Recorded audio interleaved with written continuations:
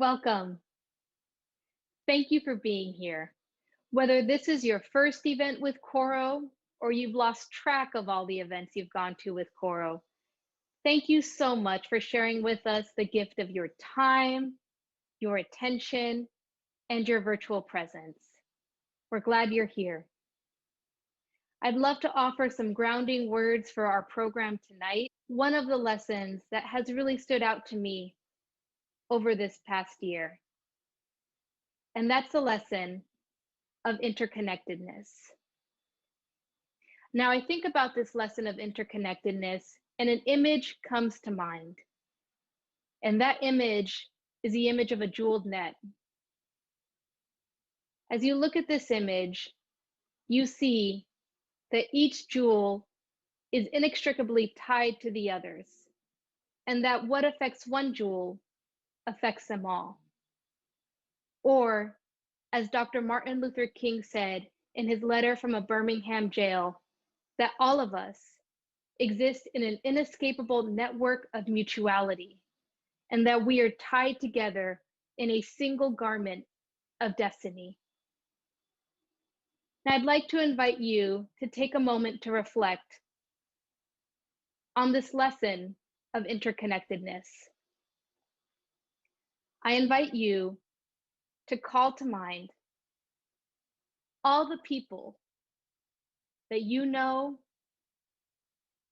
and even those you don't know, who have offered their support and their care to you this past year. Imagining their faces in your mind's eye. And I want to invite you to take a moment to reflect on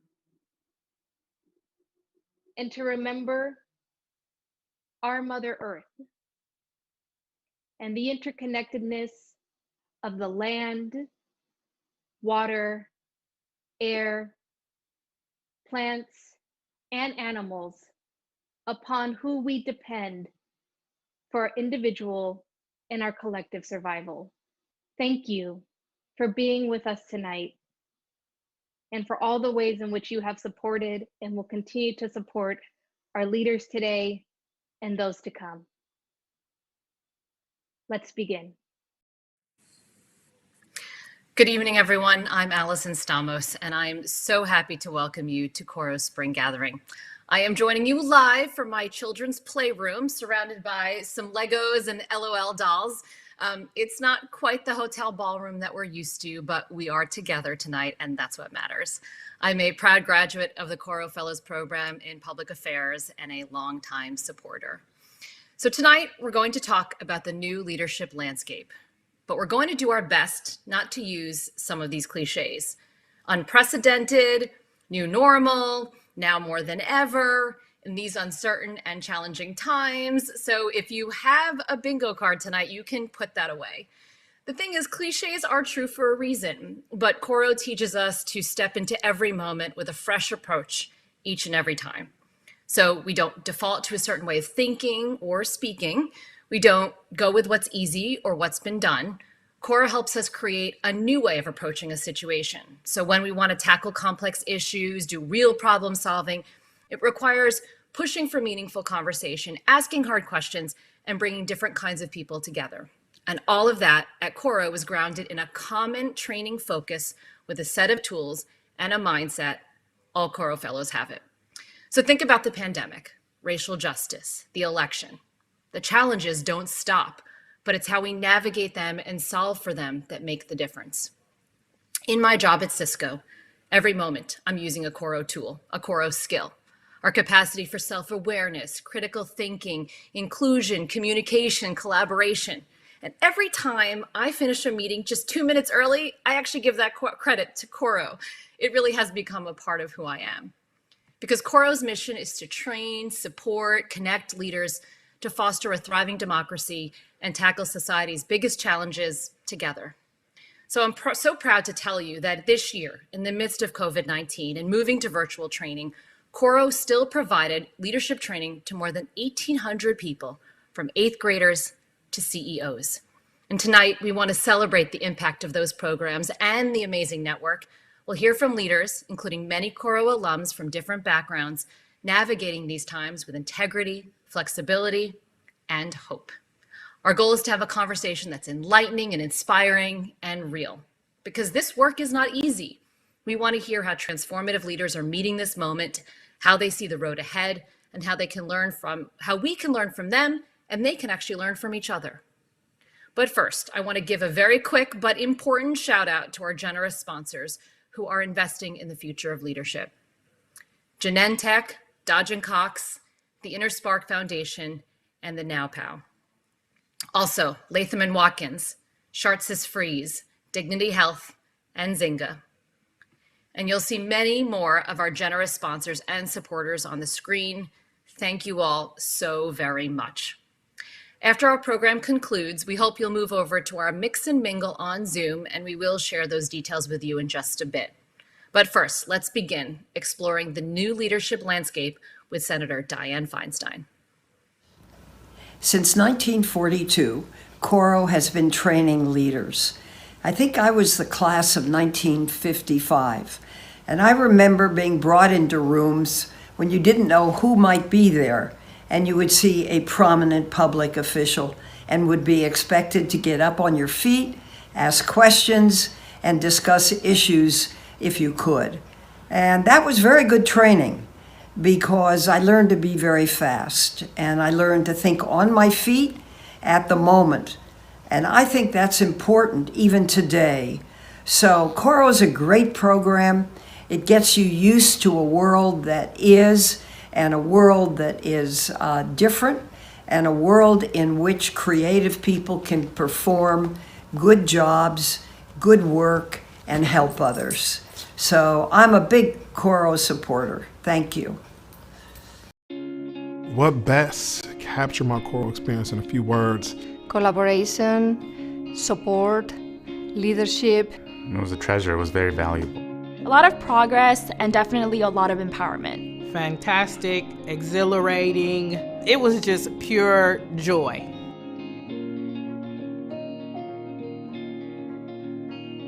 My name is Tamara Walker. I'm a program analyst with the Oakland Workforce Development Board. What inspired me was I wanted to work on a project, and I actually wanted to see if I can get some tools and strategies to actually move the project forward. A couple of my mentors told me about, this amazing program. I applied, fortunate enough to get in, and it was the experience of a lifetime.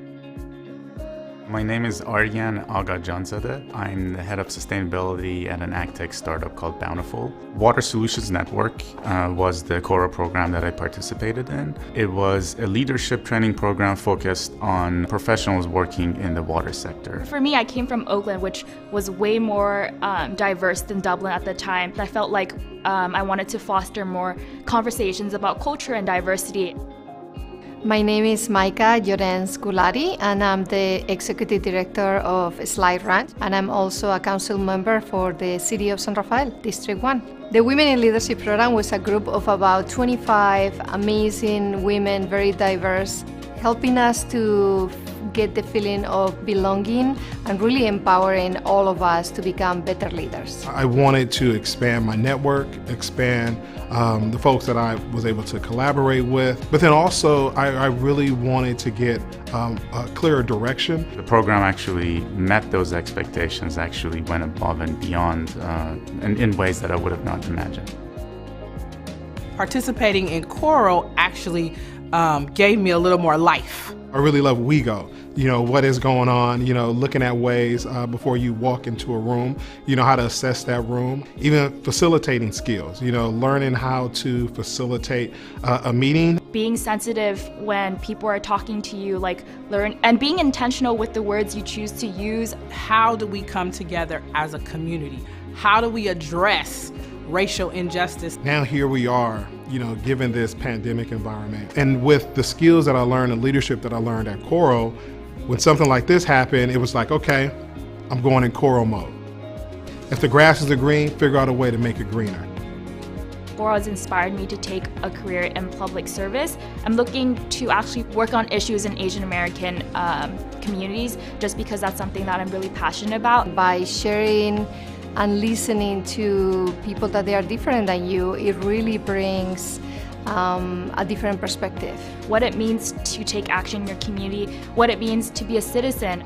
No telling where I would be without the skills that I learned after Coro. And after Coro, I began to just take off. I think there are so many people right now that sometimes they just need like a little help to embrace them and to make them feel empowered. I think the part that I'm the most proud is the perspective that I bring as an immigrant. When you do Coro, it's not just to come and get helped to become a better leader, but it's also to mentor and help other people. So what I'm really proud of is investing the time traveling through California and seeing problems firsthand. What I'm the most proud of is I believe, the people. Being surrounded by like-minded individuals that are truly trying to make a significant impact. I think that I'm most proud of actually co-organizing the protests in Dublin, California. Just the fact that I did that on an issue that I really care about just goes to show that Coro had a very big impact on me. Actually made me feel like, okay, the work that I'm doing does mean something. There are other people who are also as passionate about the work. If you're thinking about doing Coro, don't think it twice. What they're doing in terms of putting these leadership programs in place, the way they're doing it, I think it's unique and it's fantastic. And I hope more educational institutions would follow the Coro model. I think that it was actually too short. I did not want to end when it ended, and I think that we need to come back.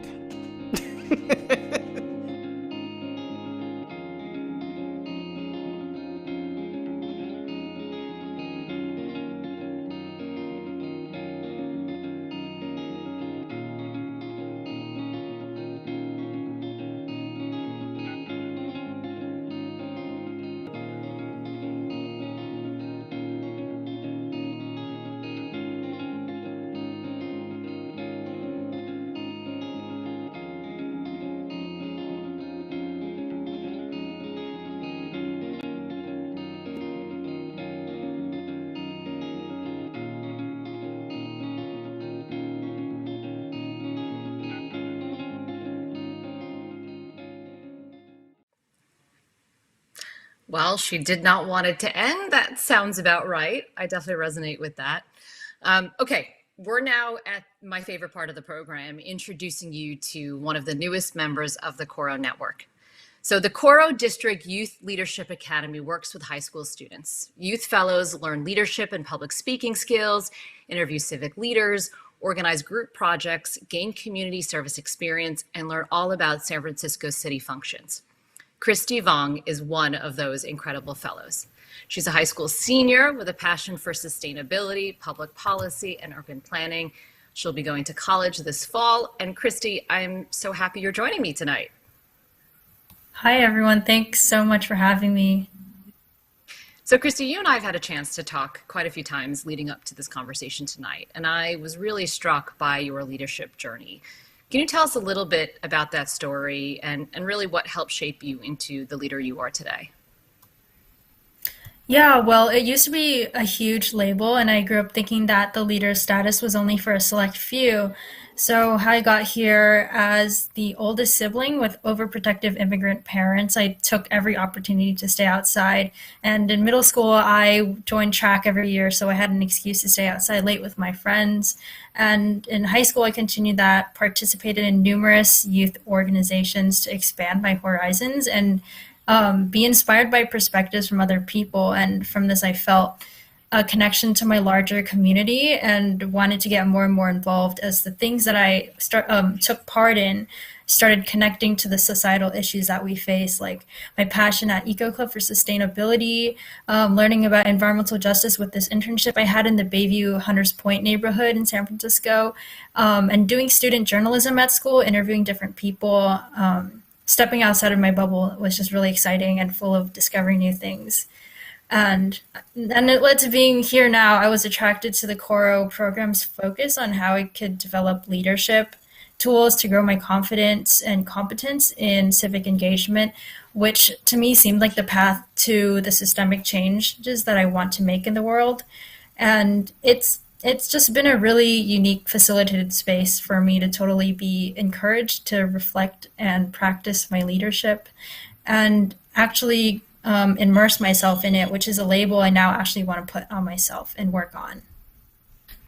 Yeah, I definitely resonate with this idea of leader being a label and really kind of shifting the way you think about it. You know, it's interesting, you know, you've participated in so many different programs that you found all these areas that you're passionate about. How did environmental justice become a priority for you? I'm really passionate about solutions to a healthier, livable future. That's like the whole vision that I like. And I want to work on programs and pathways to make these options more accessible and equitable. Like how one program gave me access to the farmers market. Last year, I discovered that farmers markets could be accessible to low income people when my family qualified for EBT, which is food stamps. And I learned about Market Match, which is a program that doubles your CalFresh dollars if you spend at the farmers market, and I was eligible for it. So this was really exciting to me because I could finally support what I valued. It was supporting smaller family farms who cared about nourishing people with healthy foods. They practiced sustainable agriculture as stewards of the environment, and I could help the local economy. And I just think it's such an awesome program in place that really makes sense, subsidizing and investing in this thing that is good for us, our communities, and the planet. So as I've been attending the farmers market every Sunday since, it just reminds me that it shouldn't be a privilege for everyone to access this space. And I believe that environmental issues are fundamentally connected to our well-being, and everyone should be able to breathe clean air, eat healthy food, etc. And I want to be a voice for this more intersectional narrative because no one cares about rising carbon dioxide levels if they can't even drink water, right? Yeah, no, you're right. Yeah, you're amazing, Christy. Can you? Wow, there's a lot to unpack there, and I want to keep talking about that, but I know we don't have a lot of time. I do want to ask you about the Community Action Project, so also known as CAP, right? So all youth fellows have to do it. You apply your Coro tools to solving a problem in our community. And I know that the Leadership Academy is currently working on theirs. Can you tell me about your CAP and what your role is in it? Yeah, so my cohort's Community Action Project is a public awareness campaign to amplify the Market Match program to uplift low-income communities of San Francisco who have not been able to access farmers markets. So like it's really related to what I just talked about. And I wanted everyone to know that they can use their EBT at farmers markets around the city. And I pitched my idea to the cohort to create attractive posters and partner with Muni to put ads on bus stops and in buses with a simple message in all different languages saying like double your dollars at the farmers market, to have that incentive and like make people realize that they could do this. And we would also work with CalFresh for data to measure the increase in new Market Match users. And really, I was just surprised at that such a personal project to me got the buy-in of my cohort members and that now we're all doing it together. I was afraid of letting people down at first, but I knew to not let that doubt get to me and instead focus on being a good leader and team player. And it's been a challenge working in a group of 12 people, holding accountability and containing the diffusion of responsibility in this Zoom space, especially for me as like a hyper-conscious leader. But despite that, there's been so many valuable moments where people chime in with their ideas, inputs, and suggestions. And I realized that it's not just me being a leader, it's everyone being a leader in the team effort. Wow, that sounds like an awesome project. Christy, as we wrap up, I know that a lot of people watching, I certainly want to know what's next for you. What does your future hold? Big question. Sorry if it's putting on the spot for a high school senior. Yeah, well, I'm graduating in a few weeks, and this fall I will be going to college at UC Davis and majoring in environmental policy analysis and planning.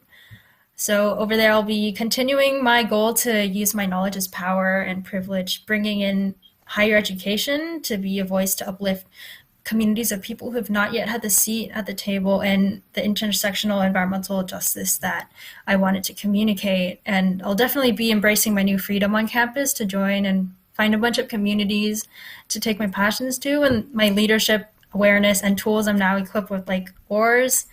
And as for this summer, I'm looking for a job opportunity where I can gain experience in really anything that related to the interests I express. So feel free to reach out to me.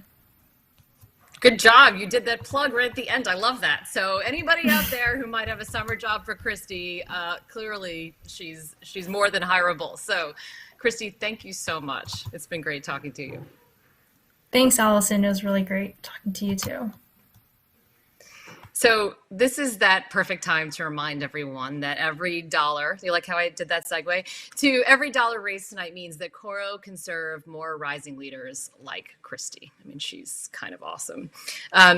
So unfortunately, Coro does not yet accept Dogecoin, no cryptocurrency, but most other forms are acceptable. Oh, wait, I just got a note. Okay, breaking news. We have been told that the Inner Spark Foundation has issued a matching grant challenge. So the foundation will match every dollar raised tonight up to $10,000, which means your gift will be doubled. So thank you, Inner Spark Foundation. And that means it's a great time to give. So the website and a text to give option is scrolling at the bottom of your screen right now. So take a look at that. And in the meantime, we're going to welcome Coro's CEO, Lainey Witkenack, who will introduce tonight's panel.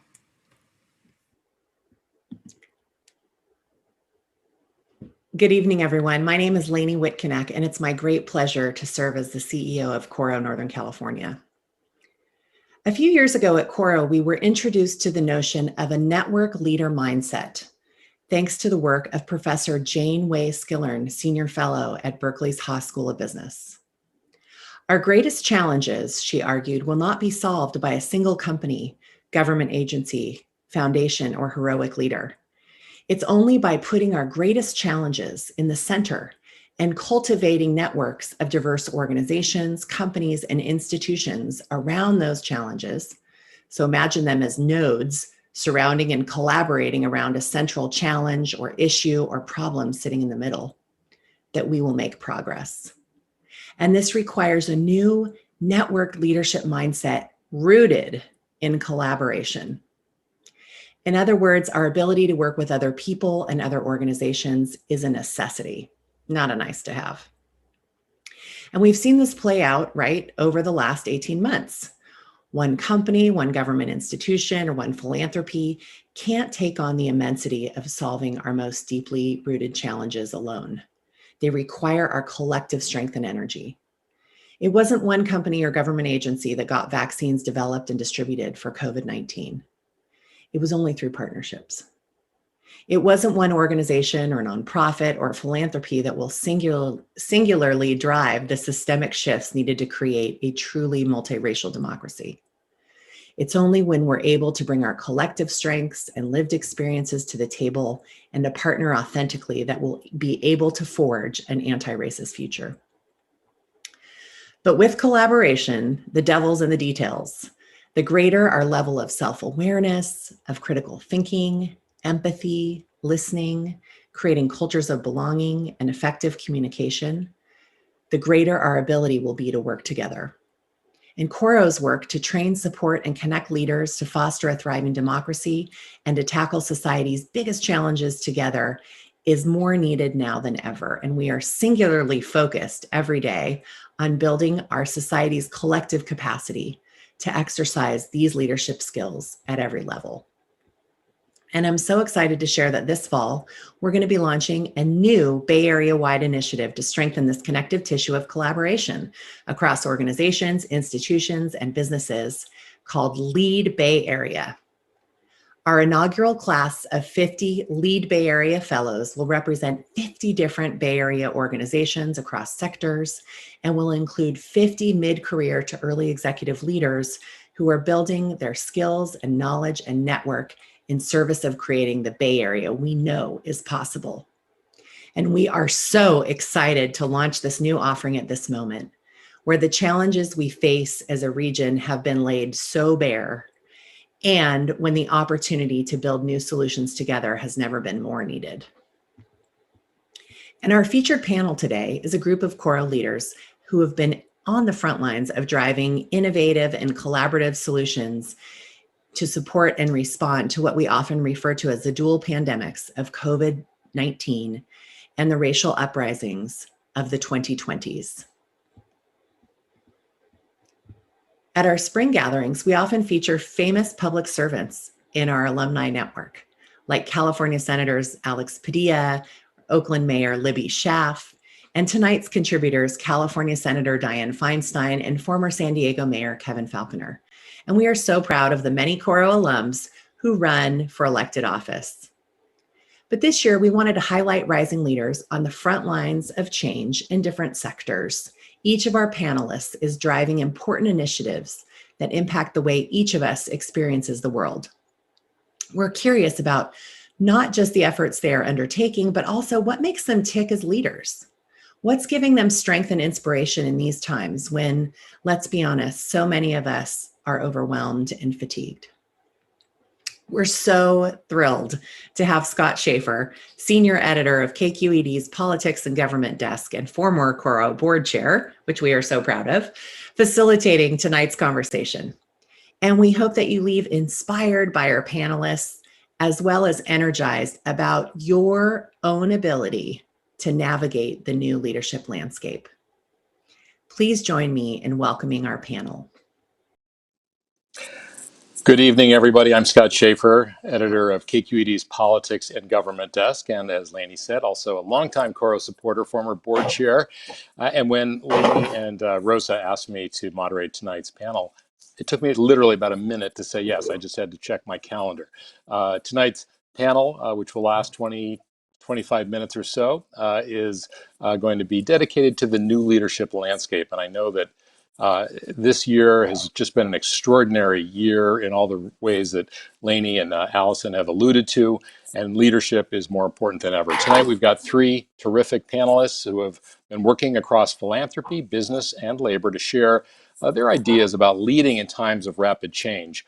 And we want to get their perspectives on how we might govern and lead moving forward in these really challenging times. Let me tell you who is with us tonight. Audrey Yamamoto is the president and executive director of the Asian Pacific Fund.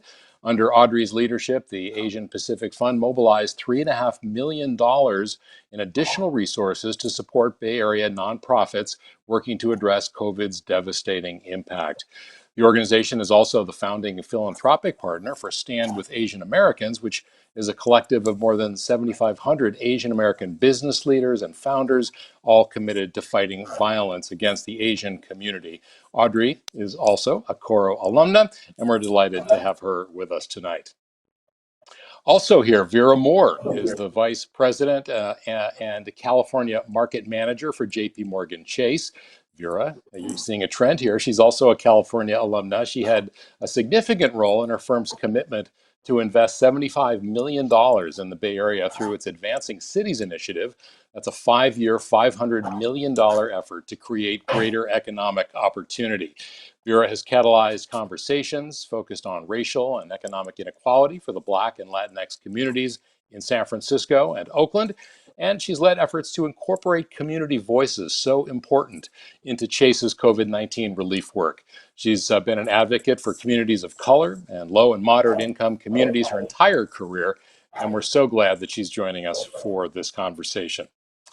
Last but not least, Jim Araby is the Director of Strategic Campaigns for the United Food and Commercial Worker Local 5. That's a 30,000 member union based right here in the Bay Area. He works across Northern California to build political power for UFCW members who work in the grocery, retail drug, cannabis, and agricultural industries. Jim has worked in the labor movement for 20 years, and he serves on the advisory board of UC Berkeley's Institute for Governmental Studies. Over the past year, Jim has worked to negotiate hazard pay and vaccinations for essential grocery workers on the front lines during COVID-19, and he too is a former Coro board chair and a longtime Coro supporter, Jim, welcome, and welcome to all of you. Well, I want to begin in typical sort of Coro fashion, and that is by asking all of you who have been in these leadership roles for this very difficult year, what are 3 words? We'll begin with you, Audrey. What are 3 words that describe the 2020 leadership experience for you? Thank you, first of all, for having me be part of this amazing group of leaders for this really important discussion. It's really an honor to be part of it. I'm going to cheat a little bit. Instead of 3 words, hopefully this tops that, is 1 word, 1 verb, which is to pivot. Last year was about us being able to pivot to virtual, but also not just that, but pivot to what the moment called for and needed in terms of being able to mobilize additional resources in response to the pandemic. And so I was incredibly proud and honored that our team was able to mobilize an additional $1.25 million that all went out to support the nonprofits that we're serving here in the Bay Area. They all are deeply rooted in the community, serving our most vulnerable Asians and Pacific Islanders. So it was really gratifying to be able to play a role in being able to mobilize resources when our community needed it more than ever. All right, so you used 1 word. I don't know if that means that Audrey or that Vera, you get 5, but we'll keep yours to 3. What 3 words would you add to pivot?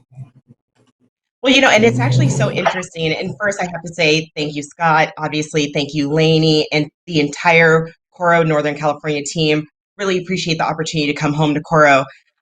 So Audrey actually took one of my words, so I maybe will have 2. So I was actually going to say flexibility, pivot, and urgency.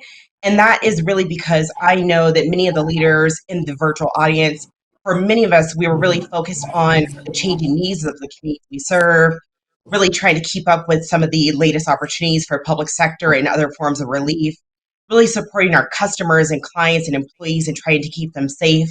And also while balancing some of the demands on our personal lives and time.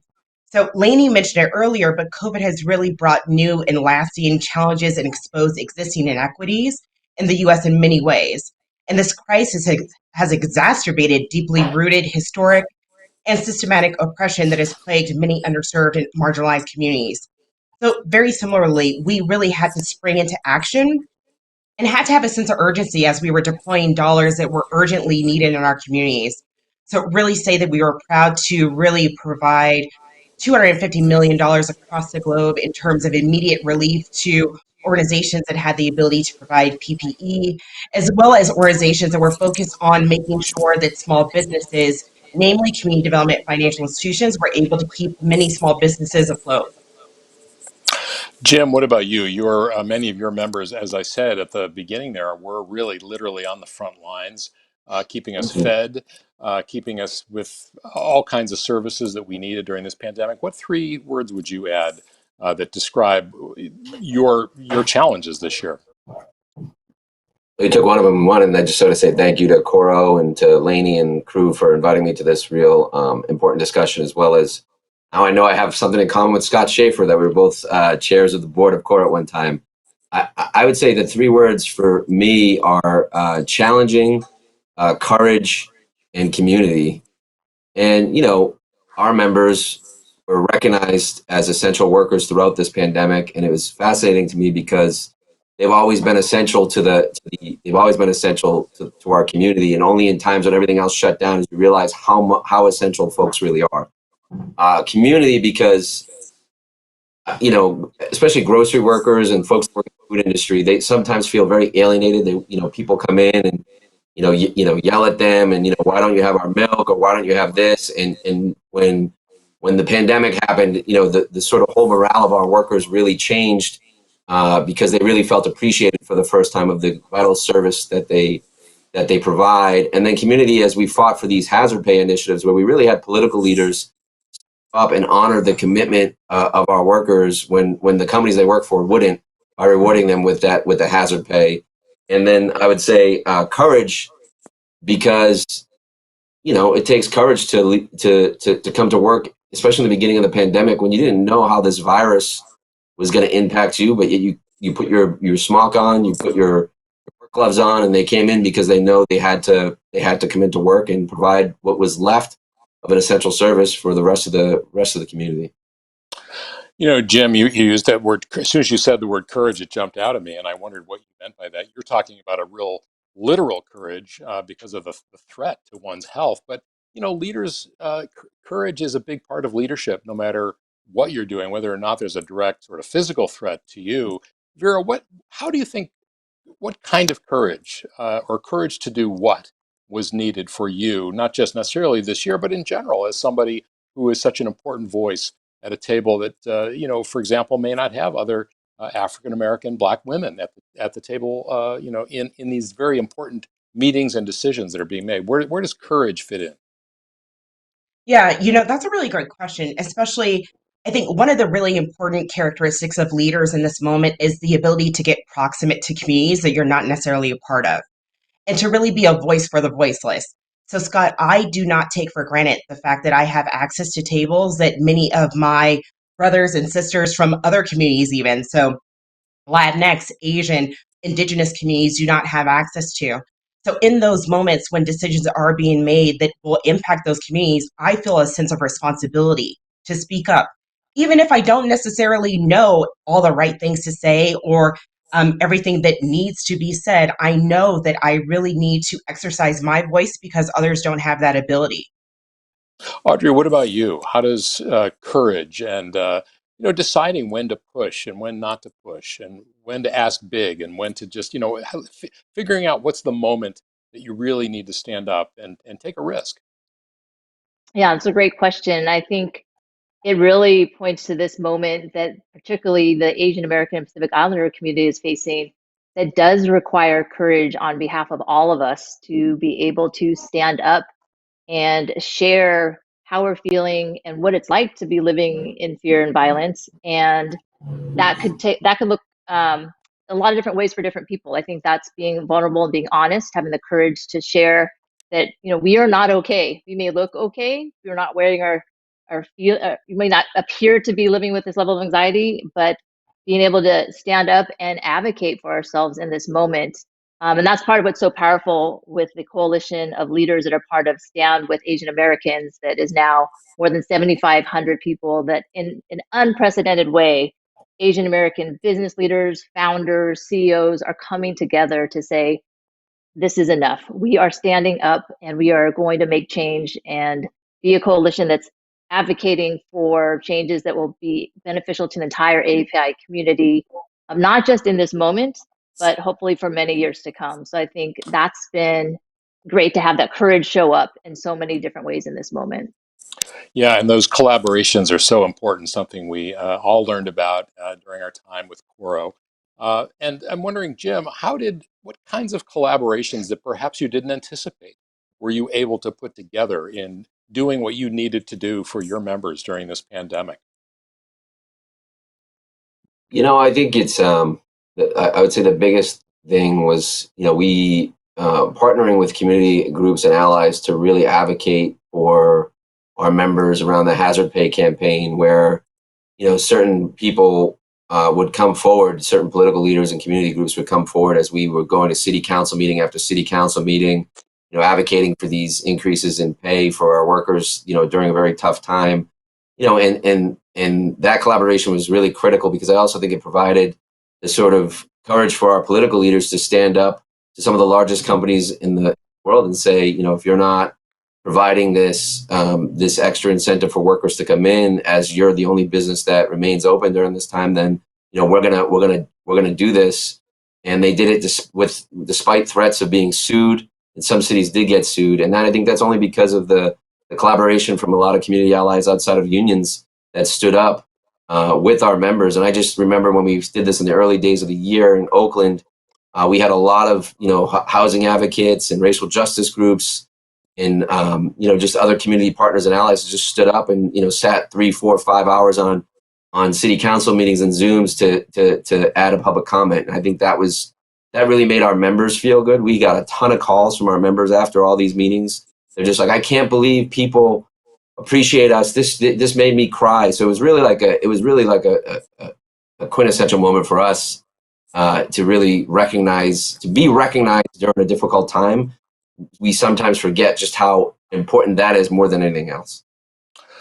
We've been all living through an extraordinary moment of upheaval and controversy and challenge. And Vera, I don't need to tell you that corporations are often loath to wade into controversies. They don't like to create a lot of kerfuffle that might get the attention of boycotts or angry politicians or shareholders. And I'm wondering, in this year when so many workplaces were talking about and dealing with this racial reckoning and this idea of inclusion and diversity and equity. How did you think about all those questions and how your voice would make a difference in those conversations with JP Morgan Chase? I have to say that Jamie Dimon, our president and CEO, really made it easy for us. As a financial institution, we're really reimagining how we show up to ensure that many of the communities that have been left behind are really supported in this movement. So to have Jamie as the head of Chase say on record that it's really a collective responsibility to stand up and take serious action to address centuries of structural racism, to hear that from a CEO was, I can't really stress how important that was to have that come from the top of the house of a global firm that is the largest financial institution in the country. And it was more than a message. So behind that, Jamie really tasked us with coming up with what we can do better. What more can we do in terms of lending, in terms of making sure that communities of color, low to moderate income communities have access to wealth creation. So we lifted up in October of 2020 a $30 billion 5-year path forward commitment, which is primarily focused on lending to address the key drivers of the racial wealth divide, structural racism, and really to support our employees. Specifically, these new commitments are focused on things like promoting and expanding affordable home ownership for underserved communities, growing Black and Latinx businesses, accelerating employee investments, enabling them to actually focus on their own financial health, and ensuring that communities have access to banking and really products that help them also around their financial resilience. And Vera, And to the what really extent? great thing about Oh, I'm sorry. I just want to add, to what extent? yeah, I mean, because the financial services industry has been responsible for so many of the inequities that we're now dealing with. To what extent was there an acknowledgement, within JP Morgan Chase, just to pick one company? yeah, sure. So there was certainly an acknowledgement, and I think that was really the driving fuel behind this commitment. So we had been on a path towards racial equity for several years before this. So our Advancing Black Pathways initiative that had launched in February 2019. We also had our Entrepreneur of Color Fund initiative that launched in 2015, really before it was more popular for companies and especially financial institutions to really lean into this space. So we had to reckon with the fact that a lot of harm has been caused to particular communities, obviously with histories of redlining and other historical legacy policies and systems. We had to reckon with that as a financial institution, which is part of the reason why this path forward commitment is so crucial. It really is embedded in all of our lines of business. It's treated as a business. It goes through business review where Jamie is holding leaders accountable. And I have to say, compensation is tied to the success of this initiative to really stress how important it is to us as a firm to hold our own leaders accountable for the success. Yeah. Audrey, of course, laid across all of this was this horrible wave of anti-Asian violence that we've seen across the Mhm. country, including very much so here in the Bay Area. And I'm wondering, as you dealt with that with your organization, what kind of opportunities and what kind of landmines did you see on the landscape? Yeah, that's a great question. Landmines don't necessarily come to mind, but what it did create during such a dark time was an opportunity for people to show their support in ways that we have not seen before. So the one sort of bright spot for us was because we are a philanthropic organization, was seeing this outpouring of support from many different corporations that we had never even had contact with before.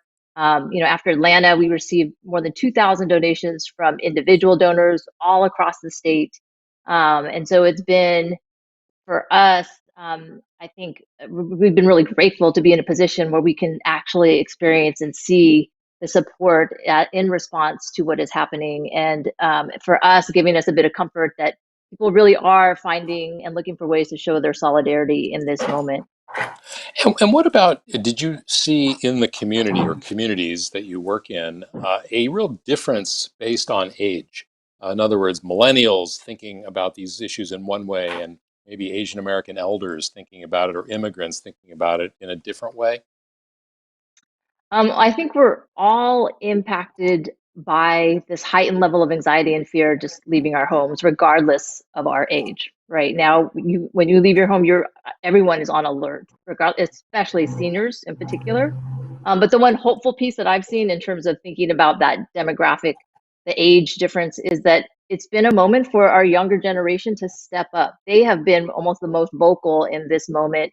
They're the ones leading the protests. They're the ones starting their own fundraisers. So it gives me hope in terms of the next generation of leaders and activists that we are now seeing, that we're going to entrust our future to. Jim, I'm guessing that many of your members are immigrants who have not necessarily been empowered in ways that perhaps they feel now. What do you take from them in terms of either in terms of leadership style, ways of engaging people, ways of encouraging people to step up into leadership, especially in at times when they may feel some personal risk to them because of, for example, their immigration status? I mean, it's a great question, and we struggle with it a lot. I would say, 60% of our membership are women. Over 60% of our membership are people of color. We have a great many of our members that are immigrants. We represent a lot of workers that are undocumented in a lot of the industries that we're in. And, I think the great thing about the union is it teaches democracy at the place you spend a third of your life in. And if people can stand up in their workplace with the risk of losing their job and the protection and understanding how it means to work together as a community, that's a huge teacher to sort of the broader engagement outside of their workplace. And our union makes every effort to encourage that participation. And as the sort of uprisings happened in the midst of the pandemic, and actually a lot of our represented facilities were impacted directly. In the cannabis industry, we had a lot of the dispensaries were shut down when the uprisings happened in Oakland and San Francisco and were robbed. And in some of the grocery stores, where it had to be shut down. And it was a real important moment for a lot of our members to really step up in this time and sort of make sure that food was still being delivered, was making sure that, they could partner with their employer to ensure the safety of, both the customers after they reopened and also their coworkers. But it all starts inside the workplace for us. It all starts in, when people feel they can step up and stand out in a work site and speak about things that are unjust in their workplace and learn that there's not retribution and see an impact of that in their workplace. They are much more able to and much more willing to step up and stand out, when it comes to all these other broader community issues. And a lot of our members, we try to teach a lot of our allies and partners that, there's not community in labor. Labor is the community. People that work in these jobs live in these communities. They're a part of these issues, and it's up to the unions to ensure that intersectionality happens. And we do everything we can in our local, given our culture of the area we're in, to encourage that and to really promote that. We're getting short on time, but Coro is, of course, in the leadership development business. And I want to ask each of you, starting with you, Vera, how does the past year change what you think is really going to be required of leaders going forward? Yeah, that's a great question. So, I've always valued soft skills over hard skills that can be taught. And I think now in this moment more than ever. So, the ability to be nimble, to build agile and flexible systems that can go in hybrid modes. Certainly, as organizations have had to pivot, the ability to be flexible. I think, as we heard the senator mention, the ability to really think quickly on your feet, to be creative. I would also say the ability to advocate for others and to be motivational and also build coalitions. So to reach across the aisle and work with people who are like-minded and not like-minded, especially important in this moment. Jim, what would you add to that? I think you have to be mindful of the moment you're in.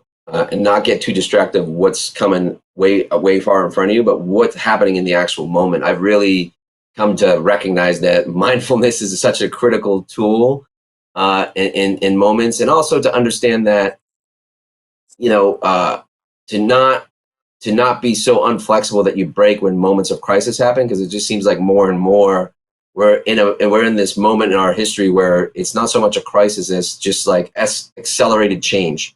And how we navigate through the accelerated change, I think it really is going to take mindfulness and discipline. Audrey?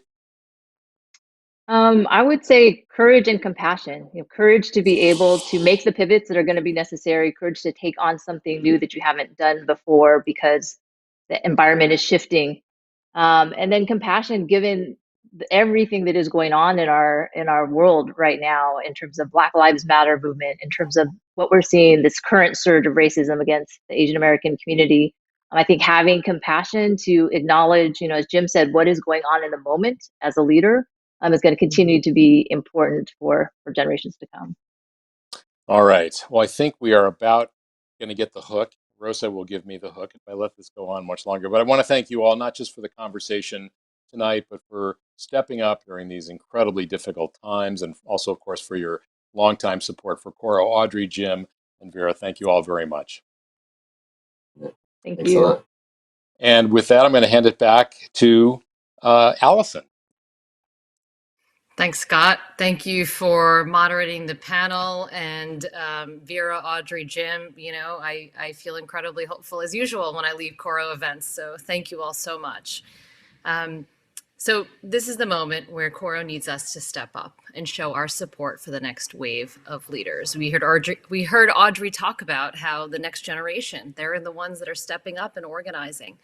So tonight, Coro is hoping to raise $115,000 to support the work of the training, the supporting, and the connecting leaders to tackle these big challenges and strengthen our democracy.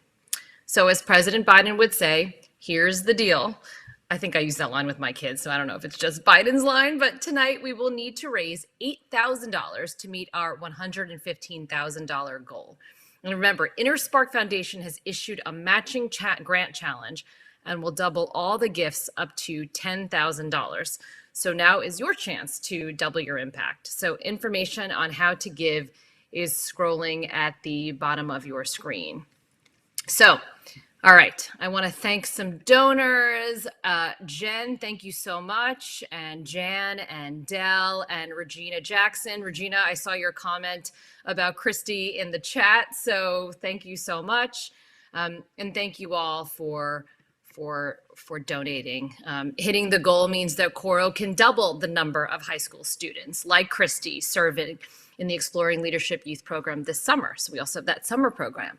It also means more scholarships available for women in leadership, more support for the Fellows Program in Public Affairs, and it means more rising leaders will have the tools they need to tackle our biggest challenges. And we know that there are quite a few challenges ahead of us, so we need your help. So thank you to everyone who is donating right now. Del Seymour, Regina Jackson, Jen, we've got lots of, so thank you all for donating. I'm not sure my screen is always updating, so I know lots of you are giving, right? More and more are giving right now. So while you're busy donating, we're gonna hear from some more leaders in the Coro network. Hi, I'm Mina Kim. I am the co-host of Forum, which is KQED's live talk show. And my affiliation with Coro is that I graduated from the Fellows Program in Public Affairs in 2004. And when I look back on this year, which was a very difficult year that threw so much our way that was so unexpected or painful or difficult, I realized that those days when it was really hard to show up were often the times when it was most important to show up. And not because you're supposed to have all the answers, but because you have empathy and because you have a willingness to try to make sense of everything that's happening in the world with others. And I think also I really appreciated the lesson that I learned in Coro to articulate frequently your values, your moral compass, because in an age of incredible disinformation, in an age of so much division, those values are tested They're questioned. They can even be twisted around. And so a commitment to them is so important, and also going to be what sees you through.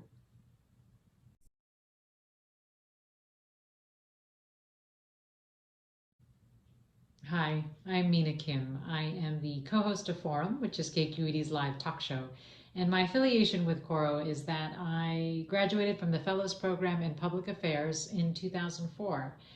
And when I look back on this year, which was a very difficult year that threw so much our way that was so unexpected or painful or difficult, I realized that those days when it was really hard to show up were often the times when it was most important to show up. And not because you're supposed to have all the answers, but because you have empathy and because you have a willingness to try to make sense of everything that's happening in the world with others. And I think also I really appreciated the lesson that I learned in Coro to articulate frequently your values, your moral compass, because in an age of incredible disinformation, in an age of so much division, those values are tested. They're questioned. They can even be twisted around.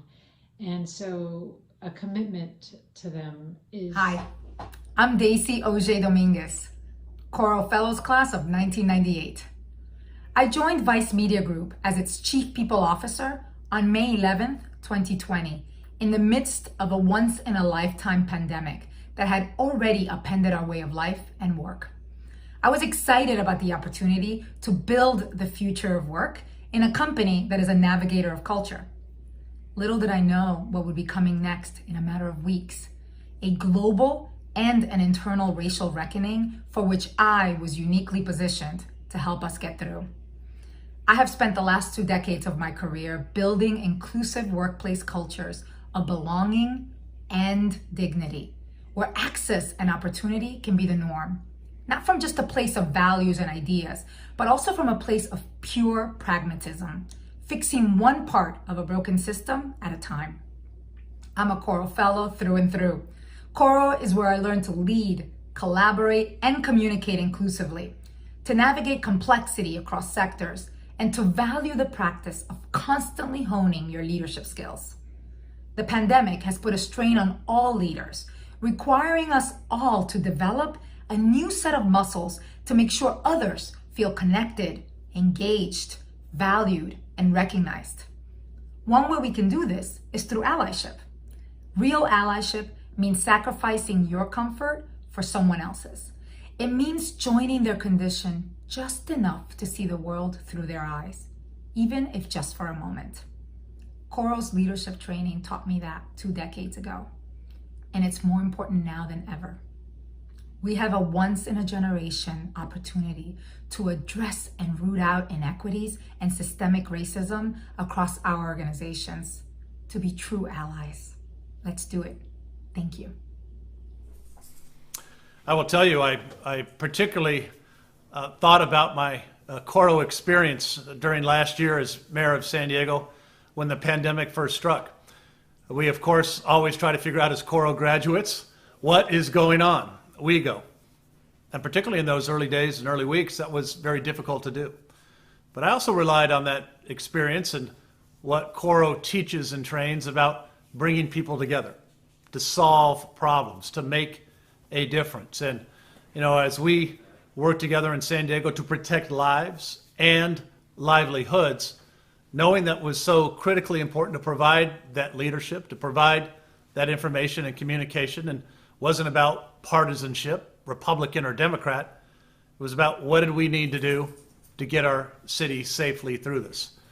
And so I'm such a strong fan, continue to be, of the Coro mission, the Coro organization, because it's the basic tenets of our democracy is how do we bring people together to effect positive change.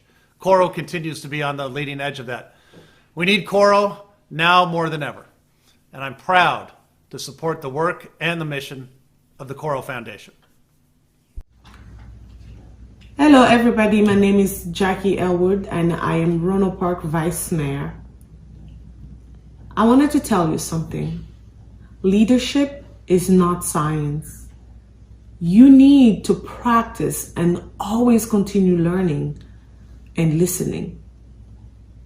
Last month, I had to deal with racial slurs, and I decided to respond to a loving way and with empathy.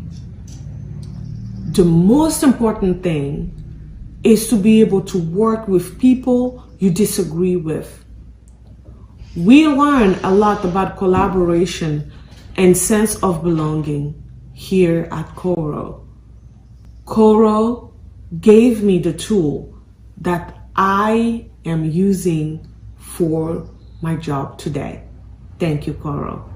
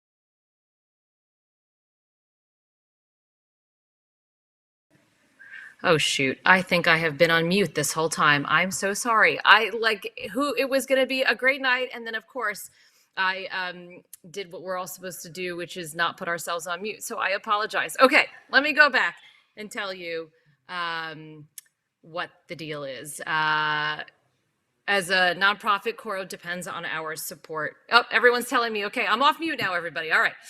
Oh, I really just thought I would get through it. Okay.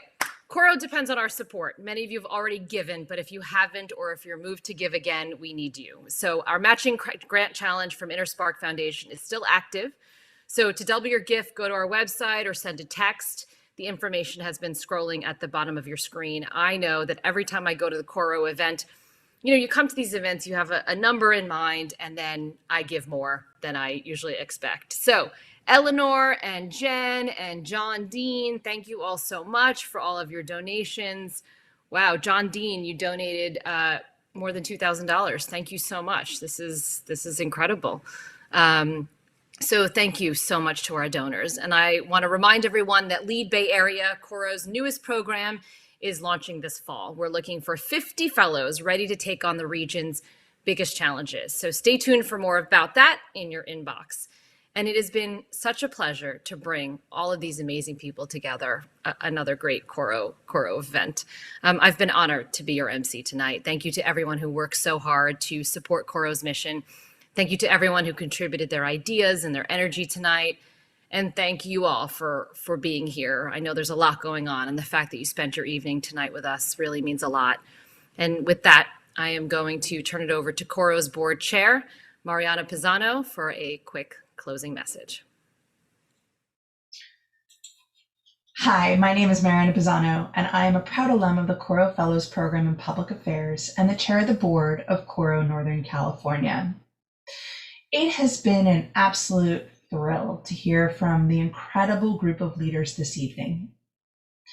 Over the past year, Coro has served as a vital connector for program participants and the thousands of alumni whose lives have all been changed for the better because of this network. Together, we are really forging a new leadership landscape. But I'd be remiss if I didn't bring up donations, because this evening is a fundraiser for scholarships and for access for emerging leaders. If you haven't had a chance to donate or would like to just donate again, you can do so right now by going to www.coronorcal, that's CORONORCAL.org, and you can donate here. Every dollar we raise tonight is an investment in the future of leadership. On behalf of the Coro board, I'd like to give my heartfelt thank you to the sponsors of this evening who really made this event possible, as well as the speakers who generously shared their leadership insights with all of us. I'd also like to commend the incredible, amazing, fantastic Coro staff who shows up every day to provide transformational leadership experiences, and the Coro board who truly leads with the mission of Coro at heart. And finally, to you for being here and contributing to the future for all of us. So let's pump up the energy and get our groove on. Please join me in the Zoom room for some networking and mingling, and enjoy the rest of your evening. Thanks again. On behalf of Adiba, Alicia, Angela, Catherine, Donovan, Eddie, Gina, Henry, Caitlin, Mara, Nikki, Yahaira. the Coro Fellows Class of 2021 says, Thank you. Hi, I'm Shaya Kara, and I'm a proud alumna of the Coro Fellows Program in Public Affairs. I'm also Coro's Senior Manager of External Affairs. Coro is all about community building and moving the conversation forward. So now we invite you to join us for a virtual reception. It'll take place over Zoom, and we just shared the link to join in the chat. You'll also see the link in your inbox. You might be curious about how you can participate in the Coro program and learn more about our organization. Or maybe you just want to connect with other Coro alums. Either way, we've got it all ready for you in our Zoom reception space, where you'll be able to choose your own breakout room and mix and mingle as you wish. Thank you everyone for joining us tonight. We'll see you over in the virtual reception space.